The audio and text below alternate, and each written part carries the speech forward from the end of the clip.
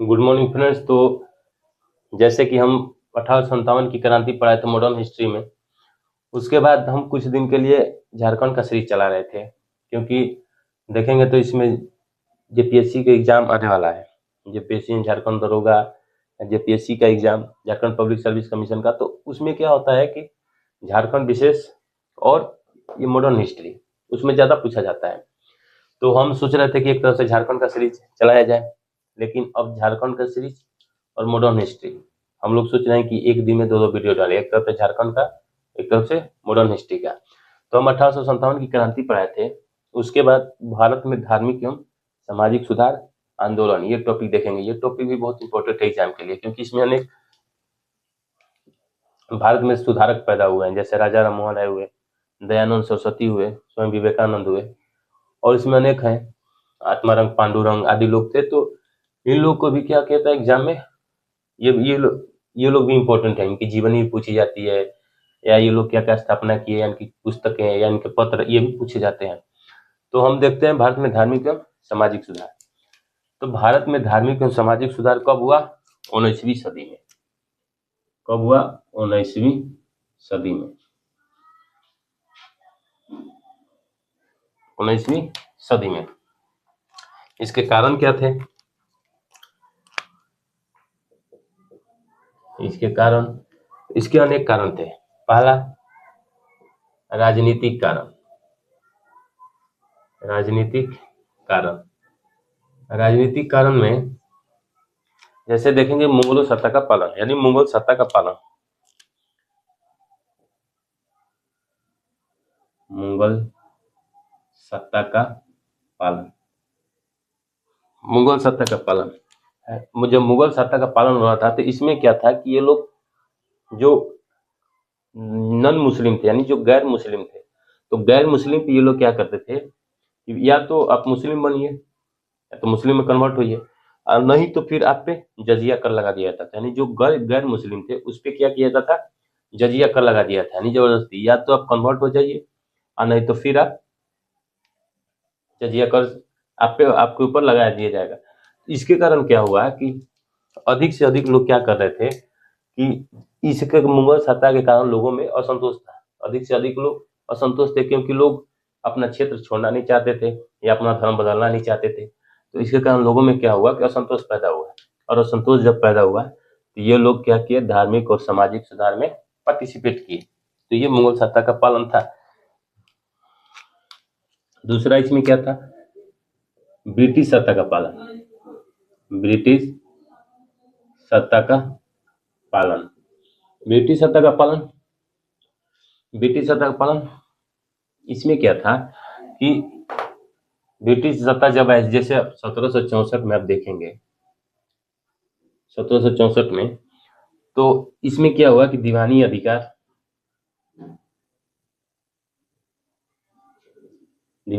किसको मिल गया? ब्रिटिश को मिल गया। 1764 में कौन युद्ध हुआ? बक्सर का युद्ध। तो इससे क्या हुआ, दीवानी अधिकार मिला ब्रिटिश को। और ये लोग क्या करते थे, जबरदस्ती जो भारतीय लोग हैं उनसे ज्यादा से ज्यादा टैक्स वसूलते थे, और ये भारत में खर्च नहीं करते थे। खर्च कहाँ करते थे? इंग्लैंड। ये ज्यादा से ज्यादा प्रॉफिट कमाते थे और खर्च उसको इंग्लैंड में करते थे, भारत में निवेश नहीं कर रहे थे। तो इससे क्या हुआ, भारतीय लोगों का विकास नहीं हो रहा था। जब भारतीय लोगों का विकास नहीं हो रहा था, तो इन लोगों में क्या हुआ कि असंतोष फैलता जा रहा था। और जब इन लोगों में असंतोष फैल रहा था, तो ये लोग भी आगे चल के क्या करेंगे, धार्मिक और सामाजिक सुधार में पार्टिसिपेट करेंगे। तीसरा, शोषण की नीति। तीसरा, शोषण की नीतियां। जैसे अंग्रेज जब आए, उन्होंने क्या किया कि अनेक प्रकार की नीतियां चलाई, जैसे रैयतवाड़ी, मालवाड़ी, अस्थायी बंदोबस्त। इससे क्या हुआ कि इन लोगों ने अधिक से अधिक शोषण किया, भारतीय कृषकों का अधिक से अधिक शोषण किया है। रैयतवाड़ी हो, मालवाड़ी हो या अस्थायी हो, इसमें कर की दर बहुत ऊंची थी। तो इससे अधिक से अधिक शोषण हुआ, किसका? भारतीय किसानों का। तो भारतीय लोग जागरूक हुए, और जब भारतीय लोग जागरूक हुए तो धार्मिक और सामाजिक सुधार में पार्टिसिपेट करेंगे। इसके बाद चौथा, ईसाई मिशनरी। यानी ईसाई धर्म का प्रसार। 1813 के चार्टर एक्ट के तहत क्या हो रहा था कि जो ब्रिटिश थे वो लोग भारतीय में ईसाई धर्म का प्रचार प्रसार कर रहे थे, और खासकर उन लोगों को, ईसाई धर्म का उन लोगों का शिकार बना रहे थे जिनके पास क्या था, जमीनें कम थी। यानी खासकर ये जनजातीय क्षेत्रों में ईसाई धर्म का प्रचार प्रसार ज्यादा कर रहे थे, और उन पर जबरन ईसाई धर्म, उनको जबरन ईसाई धर्म कबूल करा रहे थे। किस क्षेत्र में? जनजातीय क्षेत्र में, जनजातीय क्षेत्र में। इसीलिए आप देखेंगे कि झारखंड में अभी भी बहुत सारे चर्च हैं। देखेंगे झारखंड में तो उसमें बहुत सारे चर्च आपको देखने को मिलेंगे झारखंड के एरिया में। क्यों? कि झारखंड एक तो जनजातीय इलाका है, और जनजातीय उसमें अभी भी जनजातीय क्षेत्र का परसेंटेज ज्यादा है। तो उस टाइम पे क्या हो रहा था कि जब ये लोग अधिकार प्रचार प्रसार कर रहे थे ईसाई धर्म का, तो वो लोग सबसे ज्यादा जो गरीब तबके के लोग थे उन्हीं लोग को ये लोग क्या बना रहे थे, अपना उन्हीं लोगों को शिकार बना रहे थे। कौन? ब्रिटिश लोग। तो ये झारखंड का जो एरिया था उसमें पहाड़ी एरिया था। पहाड़ी एरिया में देखेंगे जनजाति बहुत ज्यादा निवास करती है। तो इसीलिए वो लोग क्या कर रहे थे कि जनजातियों को प्रलोभन देकर या जबरदस्ती दबाव बनाकर ज्यादा से ज्यादा क्या कर रहे थे, ईसाई धर्म का प्रचार प्रसार कर रहे थे। तो ये तो राजनीतिक कारण है, मुगल सत्ता का पालन, ब्रिटिश सत्ता का पालन, शोषण की नीतियां और ईसाई धर्म का प्रसार। ये सब कैसे कारक है? राजनीतिक कारक है। इसके बाद आएगा सामाजिक कारक। सामाजिक कारक, सामाजिक कारक में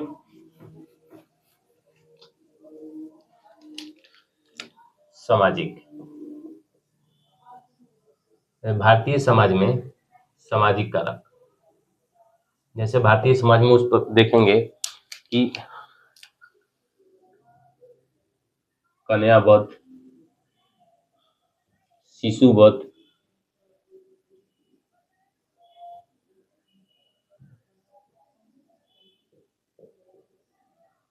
नर बलि प्रथा, पर्दा प्रथा, सती प्रथा आदि अनेक जो कृतियां हैं वो विद्यमान थी। कन्यावध, शिशुवध, नर बलि प्रथा, पर्दा प्रथा या सती प्रथा, अनेक प्रकार की कृतियां विद्यमान थी। किसमें? भारतीय समाज में। जैसे ही जब ब्रिटिश आए तो उन लोगों ने क्या किया, इन सब पे अपना हस्तक्षेप किया। यानी जो ये कन्यावध है, शिशुवध है, नर बलि प्रथा, पर्दा प्रथा, सती प्रथा, इसको रोकने का प्रयास किया। तो इसको कुछ भारतीय लोग भी, जो भारतीय लोग जागरूक हुए तो इसको रोकने का प्रयास किए, और कुछ ब्रिटिश। तो इसके कारण भी क्या हुआ कि भारतीय लोगों की जो सोच थी कि हमारे धर्म में ब्रिटिश क्या कर रहे हैं, हस्तक्षेप कर रहे हैं। तो जब ब्रिटिश हस्तक्षेप कर रहे हैं तो इन लोगों ने भी क्या सोचा कि हम लोग भी अपने धर्म में सुधार करें। क्योंकि जब हम ब्रिटिश से जो जो सुधार करेंगे, जो ब्रिटिश सुधार करेंगे, उससे बेहतर है कि खुद हम ही लोग अपने धर्म में सुधार करें। इसीलिए ये सामाजिक कारक में कन्यावध, शिशुवध, नर बलि प्रथा, पर्दा प्रथा, सती प्रथा, ये कौन से कारक थे? सामाजिक कारण, जिसके कारण क्या हुआ, भारतीय लोग जागरूक हुए और इन लोग भी भारत में धार्मिक और सामाजिक सुधार में भाग लिए। धार्मिक कारक, धार्मिक कारक में देखेंगे जैसे भारत में उस टाइम पे क्या विद्वान था? आडंबर, कर्मकांड,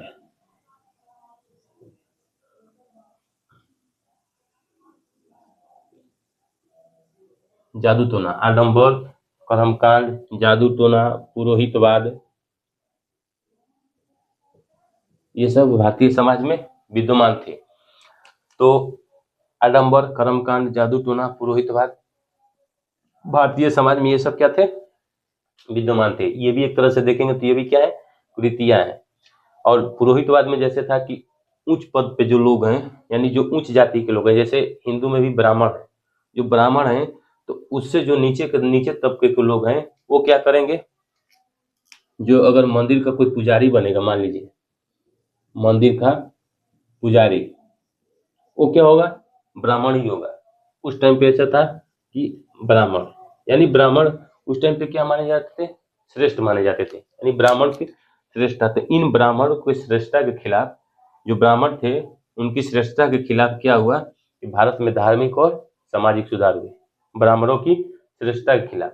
क्योंकि मंदिर हो या जो कर्म कांड है, कर्म में जैसे यज्ञ होता था, अभी भी देखेंगे यज्ञ होता है तो उसमें क्या होता है कि ब्राह्मणों को ही श्रेष्ठ माना जाता है। अब भोजन कराया जाता है तो ब्राह्मण को ही पहले भोजन कराया जाता है अभी भी।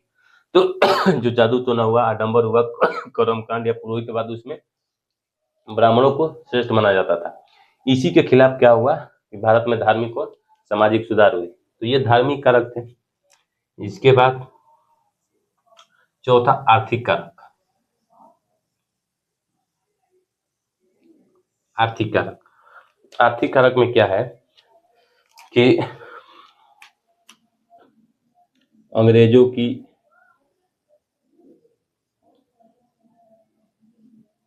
आर्थिक शोषण की नीतियां, शोषण की नीतियां नीतियां इसमें क्या था, आर्थिक शोषण की नीतियां में अंग्रेजों के, इससे अंग्रेज जो कर लगाए थे, जैसे अस्थाई बंदोबस्त, मालवाड़ी बंदोबस्त या रैयतवाड़ी, तो इसमें क्या करते थे, जो टैक्स वसूलते थे उसको ले जाकर ये इंग्लैंड में निवेश कर रहे थे।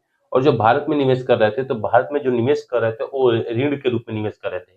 जैसे कमा भी रहे हैं इंडिया से, मान लीजिए भारत से वो लोग धन इकट्ठा कर रहे हैं, और वो लोग क्या कर रहे हैं कि भारत में निवेश निवेश भी कर रहे हैं तो ऋण के रूप में। मान लीजिए कि वो 1,000 रुपया कमाए, सपोज करिए 1,000 रुपया कमाए तो अंग्रेज, और जब भारत में निवेश करेंगे तो कैसे 1,000 ऋण के रूप में, कि ठीक है हम 1,000 निवेश करेंगे लेकिन वो कैसा होगा, ऋण होगा, यानी आपको कभी ना कभी इसको चुकता करना होगा। तो अंग्रेजों को जो आर्थिक शोषण की नीतियां थी, यानी भारत से धन भी इकट्ठा करना लेकिन निवेश भी करना तो ऋण के रूप में। तो इससे क्या हुआ कि अधिक से अधिक शोषण हुआ, कि इससे किसानों का भी शोषण हुआ। इसके बाद जो 1813 का चार्टर एक्ट था, इसे ईसाई मिशनरियों को आने की छूट दी गई। ईसाई मिशनरियों को आने की छूट दी गई। इसके बाद क्या हुआ कि 1,00,000 रुपया प्रति वर्ष शिक्षा पे खर्च किया जाएगा। वो खर्च भारतीयों को शिक्षित करने के लिए नहीं कर रहे हैं, उनका मकसद ही था कि इनको कैसा बनाया जाए, पाश्चात्य लोगों की तरह बनाया जाए, ताकि इनका सोच वेस्टर्न जो है, वेस्टर्न लोग यानी पाश्चात्य लोग जो पश्चिमी देशों को ले गए उनके जैसी इनकी सोच हो जाए, ताकि हम क्या करें, अधिक से अधिक इनका शोषण भी करते रहें। और जो बाजार है, इनको क्या था कि जो भारतीय हैं उनको क्या किया जाए, एक तरह से बाजार बनाया जाए, भारत को एक तरह से बाजार बनाया जाए। इसीलिए लोग क्या कर रहे थे कि 1,00,000 रुपया जो है प्रति वर्ष शिक्षा पे खर्च कर रहे थे। ये नहीं कि भारत को शिक्षित करना, ये लोग भारतीय लोगों को वेस्टर्न की तरह कन्वर्ट करना चाह रहे थे, यानी इनकी सोच कैसे विकसित हो जाए, वेस्टर्न लोगों की तरह, यानी पश्चिमी लोगों की तरह, पाश्चात्य लोगों की तरह। इसीलिए ये लोग शिक्षा पे भी क्या कर रहे थे, 1,00,000 रुपये प्रति वर्ष खर्च कर रहे थे।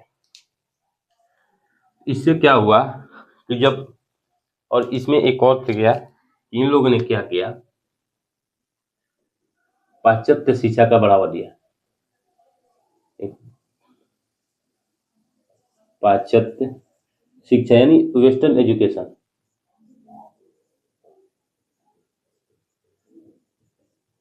वेस्टर्न एजुकेशन यानी इंग्लिश में इसको शिक्षा दिया जाए। इसी के लिए 1834 में देखेंगे लॉर्ड मैकाले की अध्यक्षता में एक कमेटी बनाई गई थी।